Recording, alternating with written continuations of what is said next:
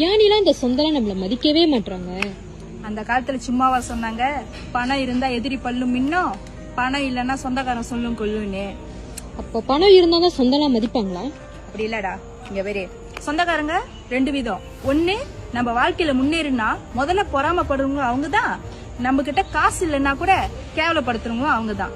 சும்மா முகத்துக்கு முன்னாடி சிரிச்சுக்கிட்டு முதுகு பின்னாடி மத்த சொந்தங்க கிட்ட போயிட்டு நம்மள மட்டமா பேசுறாங்க பேரு, அவங்க கிட்ட ஒட்டி இருக்கிறதார விலகி இருந்துடணும். ரெண்டாவது விதம், ரத்த சொந்த உணர்வோட பழகிறவங்க, நம்மள யாருக்கிட்டையும் விட்டு கொடுக்காம இருக்கிறவங்க. நம்ம கிட்ட காசு இல்லைன்னா கூட அதே அன்பு மரியாதையும் வச்சு பழகுறாங்களா, அந்த சொந்தத்தை கொண்டாடணும். என்ன பண்றது, இப்பெல்லாம் நிறைய பேர் என்னென்னமோ சேர்த்து வைக்கிறாங்க, ஆனா சொந்தங்களை சேர்த்து வைக்க மறந்துடுறாங்க. நல்ல சொந்தங்கள் கிடைக்கிறதும் கடவுளோட வரம் தான். ஏன்னா உப்பு சாப்பாடுக்கு எந்த அளவுக்கு முக்கியமோ அதே மாதிரி இந்த வாழ்க்கையை நம்ம முழுமையாவும் சந்தோஷமா வாழ்றதுக்கு நல்ல சொந்தங்களும் முக்கியம் தான்.